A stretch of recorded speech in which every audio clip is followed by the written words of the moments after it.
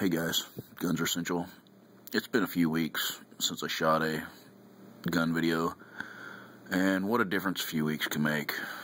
It's been a week ago since the shooting in Connecticut, and there's been a lot of anti-gun and gun ban talks going on. Just wanted to talk to you guys about a couple things, really. The first thing is it seems like there's a lot of people out there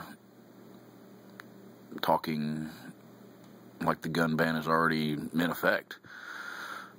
Everybody just seems to have already accepted the idea that our gun rights are being stripped away, and I kind of have a little bit of a problem with that. I'm not saying that nothing's going to happen. I'm not saying that there's not going to be a ban, but I believe that there's going to be compromises made on both sides of the table. We are a huge community. The gun community, we have a very strong voice, and we need to be out there getting our voice heard instead of bowing down and just accepting this as law and just falling for all the crap. There's not as many anti-gun people out there as the media portrays there to be. I don't believe that the huge majority of the country think that this is going to keep the world a safer place. So I want to encourage you guys to contact any politician that you can. Your congressmen, your senators, your governors. Send a letter to the President of the United States. I know that he's anti-gun. I know that my governor is anti-gun. But just get your voice heard. We need to be proactive in this, and we need to get some stuff done. We need to do everything that we can to make sure that this doesn't go through. And if it does go through, then it's not going to be so severe as a lot of people are talking about it being. Another thing I want to discuss with you guys is what I would like to call the tactical hoarder. If you've got some projects on the table, I don't have a problem with you getting parts. If you need parts, or if you want parts, I don't have a problem with you getting parts. You need some magazines, and if you can afford it, hey, go out and buy yourself 100 of them. I don't care.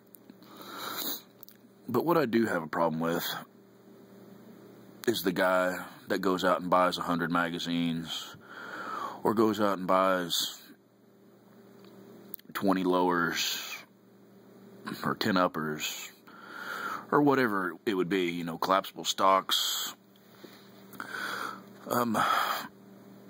You don't need to be buying up parts just to hoard them, to get them up off the market, and to sell them at a huge profit later on down the road.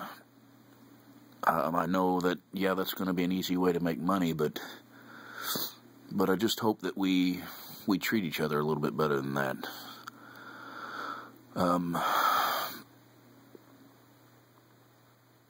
I know that prices are going to be going up if the ban goes through, but I don't know, man. I would just wish that we could treat people a little bit better and keep these parts out available on the market for people that truly need and want these things for their own personal use and well-being, and instead of just seeing dollar signs all the time. To think that you're going to go out and buy these parts just to screw your brother later on down the road it's just a bad way to be.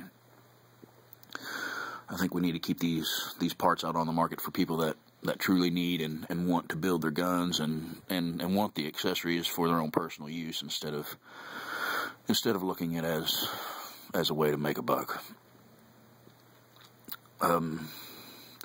Another thing I want to do is just kind of give you guys a little overview of some of the things that I personally feel are going to be on the chopping block if the ban gets passed. One of the things being collapsible stock.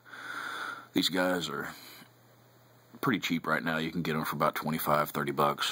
If you guys need something like this, or if you even just want to keep one around for a spare or whatever in case one tears up, then now's the time to get it, because these guys are probably going to go bye-bye if the ban gets passed like they are wanting it to be passed. The 30-round magazine or higher. A lot of people are complaining about Cheaper Than Dirt marking these things up, claiming that they're price gouging people. I'm not saying that they're not price gouging, but if they are price gouging, then I guess everybody else is too, because that seems to be kind of the going thing around, at least in my neck of the woods. Any gun shop that has high capacity magazines for sale, they are probably 2.5 to 3 times higher than what they were before all this madness started happening. So yeah, I understand that Cheaper Than Dirt suspended their online gun sales, and that was kind of a crappy thing to do, without a doubt. It just it kind of seemed like they were saying that the gun was at fault. I don't know why they done it, really. They said they had to review their policies and stuff like that, so I don't know. I'm not saying that I will never do business with Cheaper Than Dirt again. I want to get the full story before I say, screw you, because I have done business with them for many, many, many years, and they are a good company to do business with until all of this happened. But we'll see what comes about as far as that goes. Flash hiders, they'll probably be gone bye-bye. If it's anything like the 94 assault weapons ban, along with the dreaded bayonet lug, whatever, I guess. Folding stocks, they'll definitely be on the chopping block as well. I am planning on building another folding stock 1022, so probably the day after Christmas I'll be trying to hunt one down and snatching it up before it's too late. Same thing with these magazines here. Any high capacity magazine, they're pretty hard to come by right now. So if you can get your hands on them, then I suggest you do that. Another thing I wanted to talk to you guys about are guns like this. These, if the ban goes through, these are going to be your new defensive type rifle. Lever actions. They're going to be the way to go, along with revolvers. Not necessarily, single action revolvers, but if handgun capacity is limited to 10 rounds, then all of a sudden a 8-round 357 revolver doesn't seem like such a bad idea. But I would encourage you guys, if the ban goes through, to go out and buy a gun immediately. Any kind of gun that you can buy.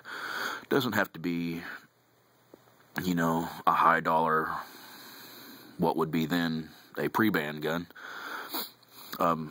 It could be a lever action like this. The gun manufacturers are going to need our support. They're going to take one hell of a hit if this gets passed, and it's going to hurt them. It's going to hurt them financially, and we need to go out there and buy up what we can when we can, and let the government know that you're not going to stop us from enjoying our pastime, our hobbies,